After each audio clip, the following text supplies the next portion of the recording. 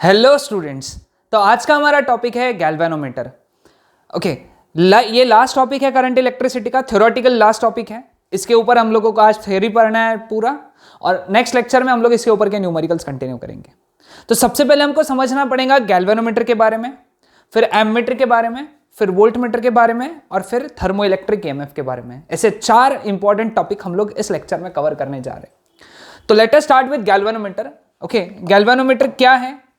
A device which is used to detect weak electric current in the circuit is known as galvanometer। ये definition 1 mark की है, याद रखना है सभी को, एग्जाम में पूछे जा सकते हैं। गैल्वेनोमीटर क्या है? गैल्वेनोमीटर एक ऐसा डिवाइस है जो वीक इलेक्ट्रिक करंट, सर्किट के अंदर का बहुत छोटे से छोटा करंट भी डिटेक्ट कर सकता है, उसको हम लोग क्या कहते हैं? Galvanometer. Second, it has coil pivoted या suspended between concave pole pieces of the strong laminated horseshoe magnet। मतलब इसके अंदर क्या है, अभी बता, इस पॉइंट में बताया हुआ है। इसके अंदर क्या है? एक कॉइल है। कॉइल यानी क्या है? इस तरीके का स्ट्रक्चर है ना, इसको बोलते हैं कॉइल। कॉइल यानी ऐसा एल्यूमिनियम की फ्रेम होती है, उसके ऊपर वायर को हम लोग गुंडाल देते हैं, ऐसा बोलते हैं ना, अपने गांव के भाषा में गुंडाल देते हैं, और इसको लगाते हैं कॉन्केव पोल पीसेस के बीच में। ये ऐसे पोल पीसेस रहते हैं, एक नॉर्थ रहता है, एक साउथ रहता है।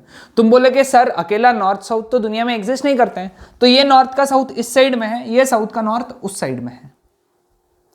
ओके, समझ में है सबको? तो ये ऐसा कंस्ट्रक्शन है। कॉइल जो किसके बीच में लगाया हुआ है? कॉन्केव पोल पीसेस। वो कर्व था ना, तो उसको कॉन्केव पोल पीसेस बोलते हैं। Okay, clear with this? और ये जो पोल पीसेस होते हैं वो लैमिनेटेड होते हैं, क्योंकि लॉसेस कम करना होता है। हम लोग आगे मैग्नेटिज्म में पढ़ेंगे। Laminated with, these are strongly laminated and have, these are nothing but horseshoe magnet. Next, when an electric current is passed through the coil it deflects. यानी जैसे ही इलेक्ट्रिक करंट उस कॉइल से पास होगा तो वो डिफ्लेक्ट होगी, ऐसे घूमेगी। जब भी, यानी कॉइल है, कॉइल में से ऐसा करंट आने वाला है, वो करंट ऐसा गोल घूमेगा और वापस जाएगा।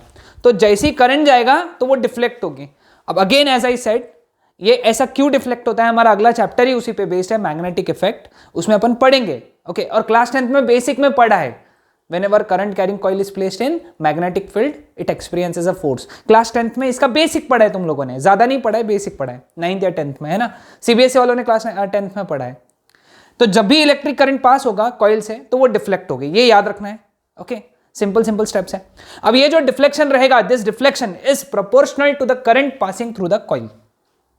इसका मतलब क्या है कि जितना ज्यादा करंट फ्लो होगा, जितना ज्यादा करंट फ्लो होगा उतनी ज्यादा कॉइल डिफ्लेक्ट होगी।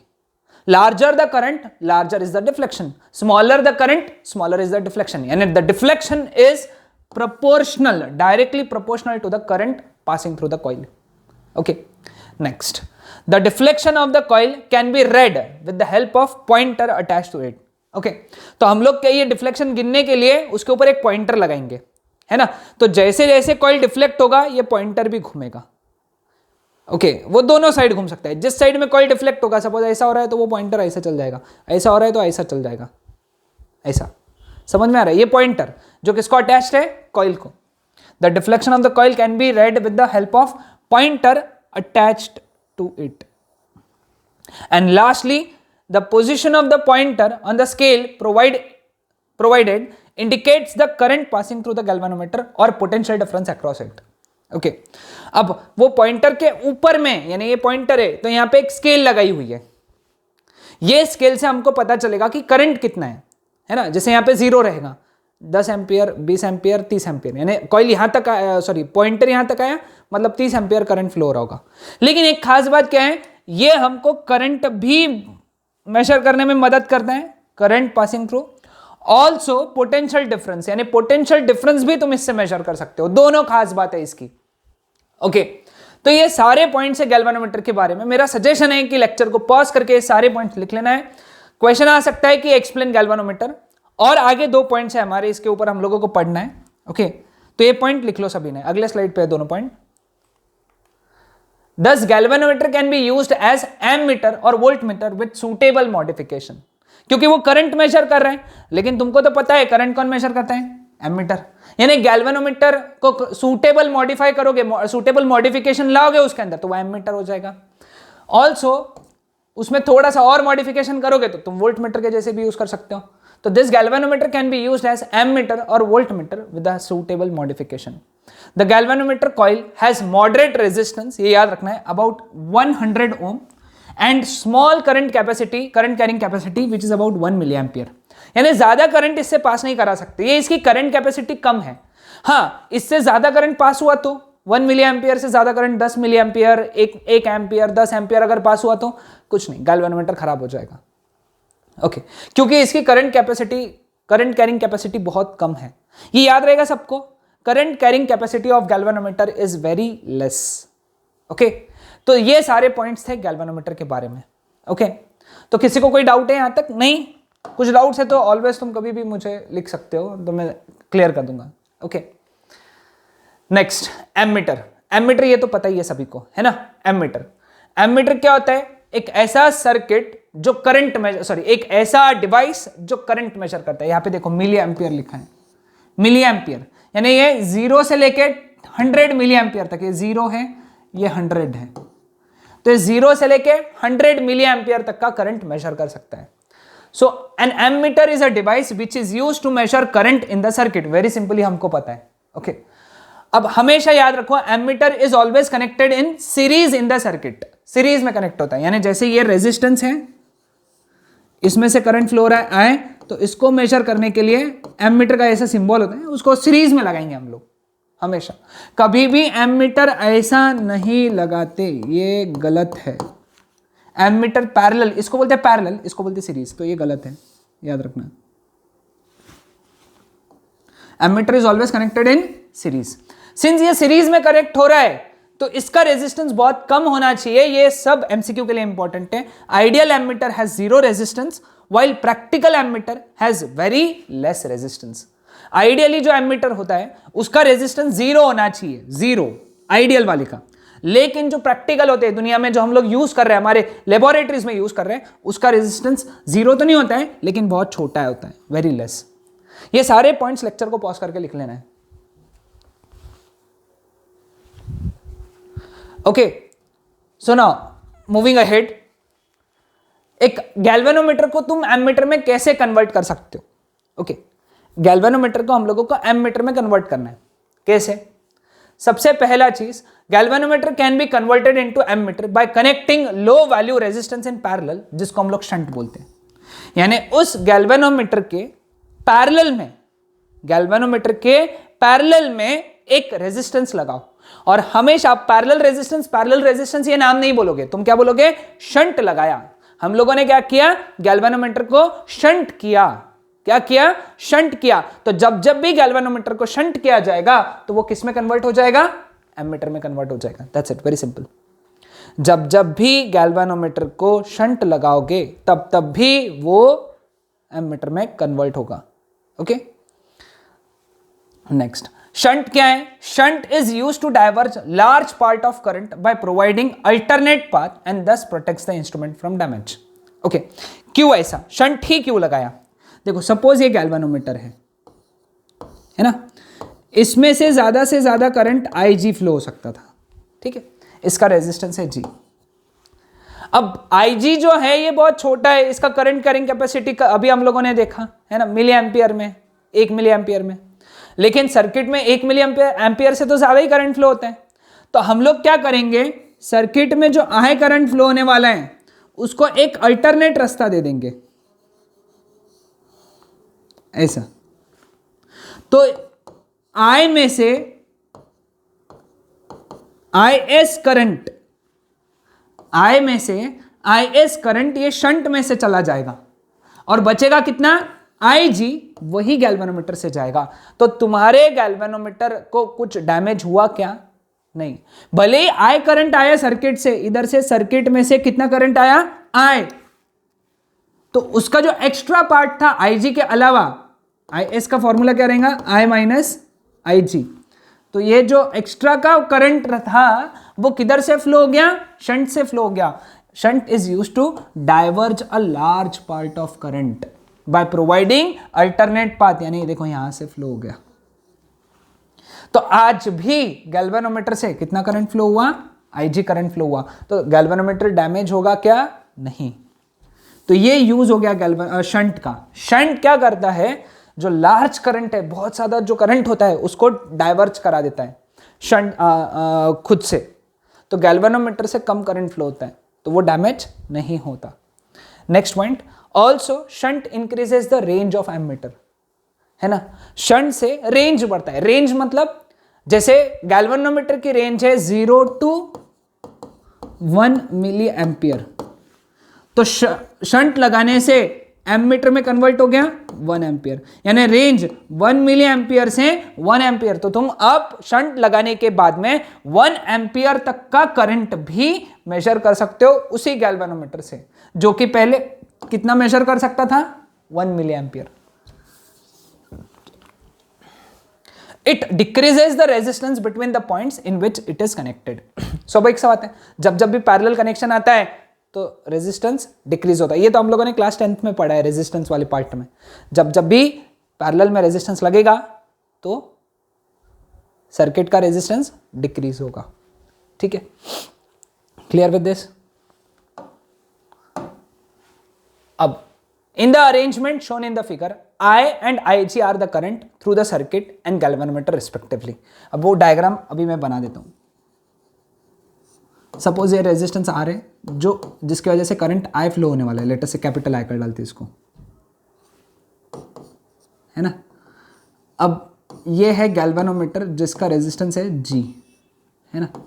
तो इससे कितना फ्लो होना चाहिए, IG। तो बचा हुआ करंट जो फ्लो होगा कितना, I माइनस आई जी। कितना, I माइनस आई जी। देखो I आया, I में से आई जी सीधा चला गया, तो बचा कितना, I माइनस आई जी। वो शंट में से गया, शंट में से, ठीक है, वो शंट में से चला गया तो गैल्वेनोमीटर प्रोटेक्ट हो गया। So the total current flowing through the shunt is I minus I G. ठीक है, अब अपने को S का वैल्यू निकालना है। ये हमारा मोटो है, यहां पे हमारा एम क्या है, S का वैल्यू निकालना। अब ये दोनों पैरेलल में कनेक्ट है। तुम इमेजिन कर सकते हो इसके जगह एक रेजिस्टेंस है ऐसा G रेजिस्टेंस। गैल्वेनोमीटर यानी क्या है, रेजिस्टेंस, जिस रेजिस्टेंस G है ना। अब ये दो पॉइंट्स के बीच में पोटेंशियल डिफरेंस कितना, पोटेंशियल डिफरेंस ओम्स लॉ के हिसाब से current multiplied by resistance. Current कितना फ्लो हो रहा है, IG, रेजिस्टेंस कितना है G। नीचे से करंट कितना फ्लो हो रहा है, I माइनस आई जी। नीचे का रेजिस्टेंस कितना है, S। तो पोटेंशियल डिफरेंस पैरेलल में पोटेंशियल डिफरेंस रिमेन्स कांस्टेंट, तो नीचे वाले के लिए potential difference I minus I G into S, resistance S। Okay, अपने को S का वैल्यू निकालना है। Therefore S is equal to, ये I माइनस आई जी नीचे चला गया यहाँ पे, तो IG upon I minus I G into G. अब बताओ इससे सिंपल डेरिवेशन क्या रहेगा दुनिया में है ना। तो S is equal to I G upon I minus I G into G. ठीक है, अब सपोज अपने को I जो है वो n टाइम्स आई जी चाहिए। आई जी क्या है, जो maximum current passing through galvanometer, इसको बोलते हैं फुल स्केल डिफ्लेक्शन। ऊपर मार्जिन में लिख लो, full scale deflection current. Full scale deflection current यानी क्यों बोलते हैं इसको ऐसा, क्योंकि जब ये सपोज गैल्वेनोमीटर है, गैल्वेनोमीटर भी ऐसे ही दिखता है ना। तो ये पॉइंटर है, यहाँ पे 0 है, यहाँ पे 100 है सपोज, तो पॉइंटर जो यहीं तक ही जा सकता है 100 मिली एम्पियर तक, है ना। तो ये 100 मिली एम्पियर में जो स्केल है वो पूरी डिफ्लेक्ट हो गई, फुल स्केल, पूरी स्केल डिफ्लेक्ट हो गई, इसलिए इसको बोलते हैं IG। ओके, n टाइम्स अगर IG है तो सब्सटीट्यूट करेंगे हम लोग यहाँ पे, तो S is equal to I G upon I के जगह n I G minus I G into G. I G upon, नीचे से आई जी कॉमन निकला, ब्रैकेट में बचा n माइनस 1 इंटू जी। तो therefore S is equal to G upon n minus 1। ये formula हमारे CET में बहुत काम में आने वाला है। तो S is equal to G upon n minus one, where n is i upon I G, यहां से n लिख सकते हो। I यानी रेंज ऑफ एमिटर, IG यानी रेंज ऑफ या full scale deflection current, full scale deflection current of galvanometer. जब numerical solve करेंगे तो ध्यान में आ जाएगा अपने को, ठीक है ना। Fraction of current passing through shunt, है ना। अभी देखो ये G है, ये S है, टोटल करंट कितना आया था I, इधर से कितना फ्लो रहा है IG, तो नीचे से कितना फ्लो रहा है I माइनस आई जी यानी IS, ठीक है। Now what do we mean by fraction of current, fraction of current यानी I का फ्रैक्शन, पासिंग थ्रू शंट यानी IS, ये निकालना है अपने को, ये निकालना है अपने को, ठीक है, समझ में। IS अपॉन I निकालना है अपने को, क्लियर। अब कैसे निकालेंगे, IS is equal to I minus I G, ठीक है, क्लियर विद दिस। एक फॉर्मूला हमारे पास में क्या है, ये लिख लिया, S is equal to I G upon I minus I G into G, है ना, ये लिख लिया हम लोगों ने, क्लियर। अब यहां से क्रॉस मल्टीप्लीकेशन कर डाला, तो यहां लिख देता हूं मैं, S upon G is equal to I G upon I minus I G, उल्टा कर दो तो G upon S is equal to I minus I G upon I G, ठीक है। यहां से अपन आई जी का वैल्यू कितना लिख सकते हैं, I माइनस आई एस, ठीक है। तो यहां सब्स्टिट्यूट कर देंगे, G upon S is equal to I minus I G के जगह I minus I S into I minus I S, I G के जगह लिखा अपन ने I माइनस आई एस, ठीक है। ये वाला CET के लिए बहुत इंपॉर्टेंट है, तो इसको अगर सॉल्व किया तो G upon S is equal to I S upon I minus I S, उल्टा कर दो इसको, अब S upon G is equal to I minus I S upon I S, denominator separate, I upon I S minus one, है ना। तो ये minus one अगर इधर चला गया तो क्या बन जाएगा, I upon I S is equal to S upon G plus one, तो I upon I S is equal to S plus G upon जी।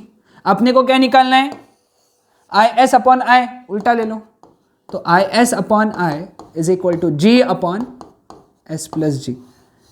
ये फॉर्मूला बहुत अच्छे से याद रखो, फॉर्मूला याद रखो, IS upon I is equal to G upon S plus G. Okay, कैसे याद रखना, नीचे एडिशन मारना, अब शंट में से निकालना है ना, इसलिए इधर G लिख देना, ऐसा टेक्निक है याद रखने का, ठीक है। सो fraction of current passing through shunt का फॉर्मूला गैल्वेनोमीटर का रेजिस्टेंस अपॉन शंट का रेजिस्टेंस प्लस गैल्वेनोमीटर का रेजिस्टेंस, इसी के ऊपर न्यूमेरिकल भी बेस्ड है, ठीक है। Fraction of current passing through galvanometer, इसका फॉर्मूला क्या रहेगा, fraction of current I passing through galvanometer यानी आई जी अपॉन I, ठीक है। आई जी अपॉन I निकालना है, तो यहां से हम लोग सॉरी इस इक्वेशन को उल्टा लिख देंगे, है ना, ये निकालना है अपने को। इस इक्वेशन को उल्टा लिख दिया तो G upon S is equal to I minus I G upon I G, ठीक है। Denominator separate, I upon I G minus one, ठीक है, माइनस वन इधर चला गया, ठीक है। तो क्या आ गया, I upon I G is equal to G by S plus one, ठीक है। तो कितना आ गया ये, G plus S upon S. अपने को क्या चाहिए, आई जी अपॉन आई, अपन ने I बाई आई जी निकाला, तो I G upon I is equal to S upon S plus G. ये दोनों फॉर्मूले चेक करो, सेम नहीं है, एक में ऊपर जी है जब आई एस अपॉन आई निकालना था, एक में ऊपर एस है जब आई जी अपॉन आई निकालना था। ओके, तो ये दोनों फॉर्मूले बहुत ज्यादा इंपॉर्टेंट है, ये अपने को सीईटी के लिए याद रखना है। Next, volt meter. Volt meter क्या होता है ना ये वेबसाइट का नाम है जहां से डाउनलोड किया था, है ना। वोल्ट मीटर एक ऐसा डिवाइस है जो पोटेंशियल डिफरेंस मेजर करने के काम में आता है। Voltmeter is a device which is used to measure potential difference in the circuit. It is always connected in parallel, है ना। जैसे फॉर एग्जांपल ये रेजिस्टेंस से करंट फ्लो हो रहा है आई, तो यहां पे पोटेंशियल डिफरेंस होगा, तो वो पोटेंशियल डिफरेंस अपन वोल्ट मीटर ऐसा लगा के गिनेंगे रेजिस्टेंस के पैरेलल में लगाएंगे।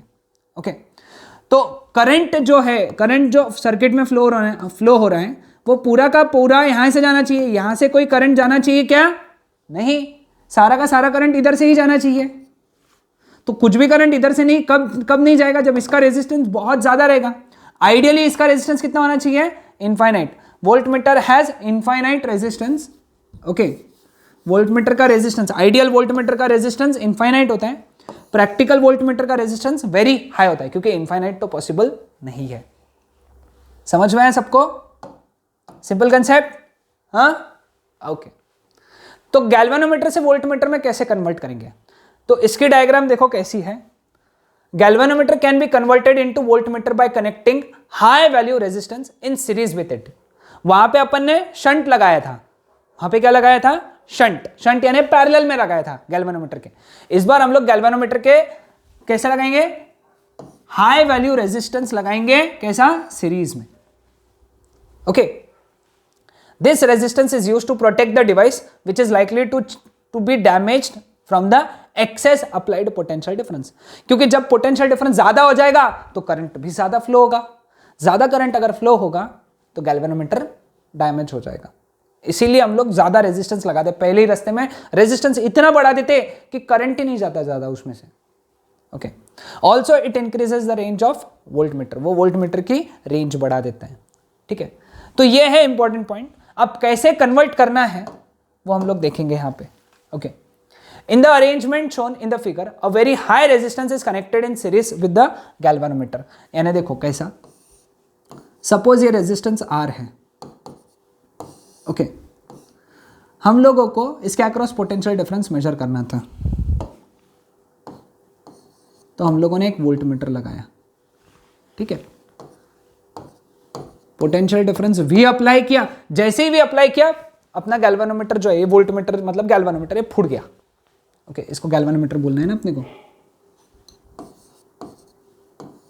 ये फूट गया, क्यों? क्योंकि इतना पोटेंशियल डिफरेंस ज्यादा था कि ज्यादा करंट फ्लो होने लगा गैल्वेनोमीटर से। तो इसलिए अपन ने क्या किया, रास्ते में एक सीरीज रेजिस्टेंस लगाया जिसका वैल्यू बहुत ज्यादा था, एक्स वैल्यू लगाने की वजह से इस रास्ते का रेजिस्टेंस जो है वो बढ़ गया। बढ़ने के वजह से यहां पे उतना ही करंट फ्लो हुआ जो उसको डैमेज नहीं करेगा, मतलब आईजी करंट फ्लो हुआ।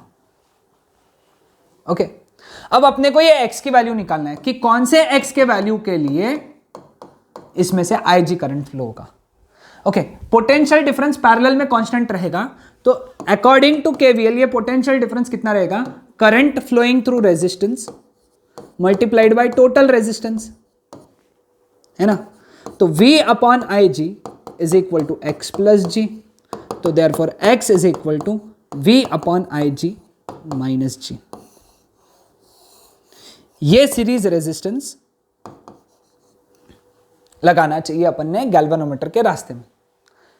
Okay, V upon I G minus G. V अपने को डिजायर्ड पोटेंशियल डिफरेंस जो अपने को गिनना है। ओके, लेकिन लेट अस से वो गैल्वेनोमीटर VG इतना पोटेंशियल डिफरेंस गिन सकता है, तो VG is equal to IG into G according to Ohm's law. तो CET के लिए ये याद रखो, IG क्या लिख सकते हैं अपन यहां से? VG upon G. तो therefore x is equal to, ये CET के लिए बोल रहा हूं, सब CET के लिए याद रखना है। Okay, x is equal to V upon VG upon G into G. Therefore x is equal to GV upon VG minus G. G common, bracket में V upon V G minus 1, ठीक है। ये CET के लिए याद रखना है। Now अगर suppose V is n times Vg, है ना, ये एक फॉर्मूला तो याद रखना ही है, हाँ, ये वाला तो बहुत ज्यादा जरूरी है, CET के लिए बता रहा हूं। अगर V जो है ये n टाइम्स Vg है तो Vg कट हो जाएगा, यहां पे बचेगा n, तो therefore x is equal to g bracket में n-1। ये कंडीशन के लिए जब V is n times Vg। Okay, clear with this. Vg कैसे निकालना, Ig इंटू जी से। Ig क्या है बताया था ना last time, full scale deflection current, full scale deflection current. G क्या है, resistance of galvanometer. Thermo electric EMF. Okay, क्या होता है thermo electric EMF, sorry thermo electric effect, पहले इसको डिफाइन करेंगे इफेक्ट को। क्या है, the process of conversion of thermal energy, कौन सी एनर्जी, थर्मल एनर्जी, किसमें, into electrical energy. The process of conversion of thermal energy into electrical energy is known as thermo electric effect. Okay, यानी तुम electricity बना रहे हो लेकिन किसके मदद से, कौन से एनर्जी के मदद से, थर्मल एनर्जी के मदद से, उसको हम लोग बोलते हैं thermo electric effect. Okay, next thermocouple. Thermocouple, couple यानी दो चीजें होती है ना, कपल लड़का लड़की कपल होते हैं ना, तो कपल यानी दो चीजें, दो कपल तो दो ही होना चाहिए ना, कपल यानी तीन थोड़ी ना होते हैं, है ना। तो क्या होता है, इफ टू डिफरेंट मेटल्स, हाँ सबसे इंपॉर्टेंट बात, two different metals are joint to form a closed circuit. ये दूसरी इंपॉर्टेंट बात। पहली इंपॉर्टेंट बात क्या है, दो अलग अलग मेटल्स होने चाहिए, दूसरा उनका क्लोज्ड सर्किट बनाना है, and the junctions are kept at different temperatures. ये तीसरा इंपॉर्टेंट चीज, दो जंक्शन बनेंगे, दो मेटल को ज्वाइन करोगे तो दो जंक्शन बनोगे, a small EMF is produced and a current flows through this metal. This effect is known as Seebeck effect, इसको बोलते हैं सीबेक इफेक्ट। और जो ईएमएफ प्रोड्यूस हुआ, ये ऑब्जर्व हुआ, नेचर में ऑब्जर्व हुआ कि ऐसा करते हो तो ईएमएफ बन रहा है, तो उस ईएमएफ को बोला थर्मो ईएमएफ, है ना। मतलब कैसा, जैसे ये एक वायर है, ये एक वायर, ठीक है, क्लियर। अब मैं दूसरा वायर लेता हूं, ये दूसरा वायर है, ठीक है। अब अपन ने ये बन गए दो जंक्शन अपने पास में, है ना, ये बन गए दो जंक्शन, ये एक जंक्शन हो गया, ये एक जंक्शन हो गया, ठीक है। हम लोगों ने क्या किया, एक को गर्म कर डाला, तो ये बन गया हमारा हॉट जंक्शन। क्या बन गया ये, हॉट जंक्शन। और दूसरे को बर्फ में रखा, बर्फ में, ये बर्फ है,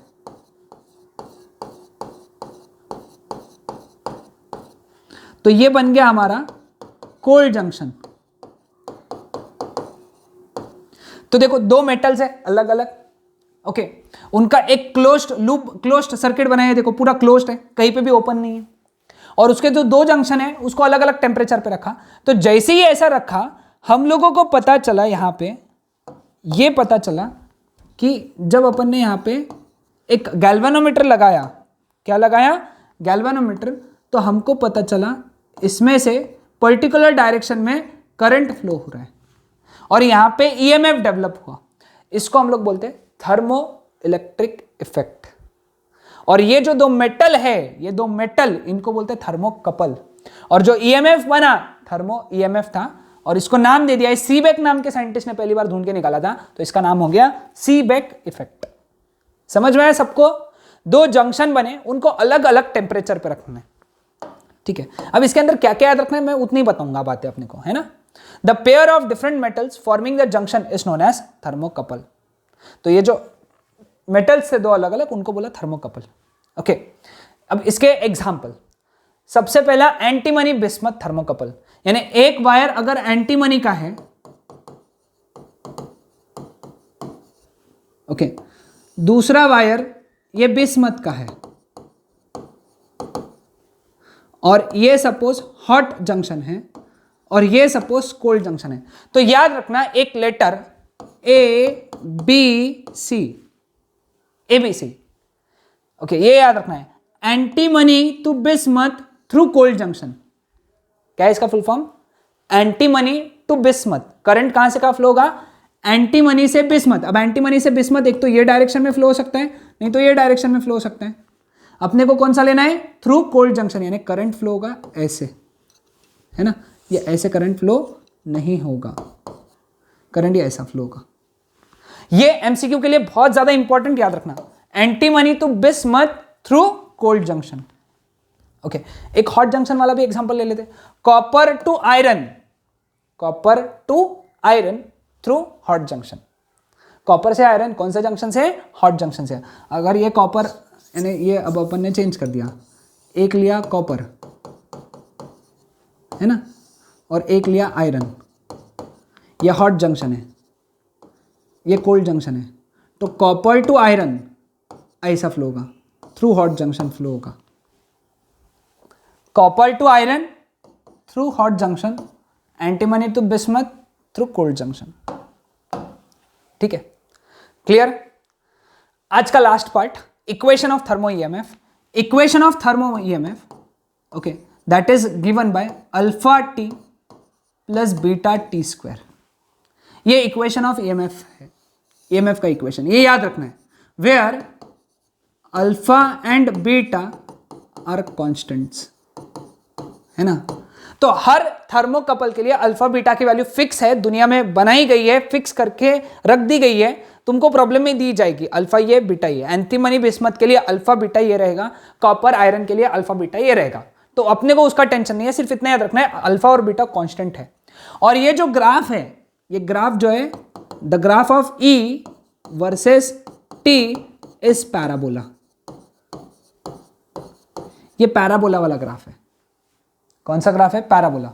ओके, क्योंकि एक term T to the power 1 है, दूसरा term T to the power 2 है, so it is the graph of parabola.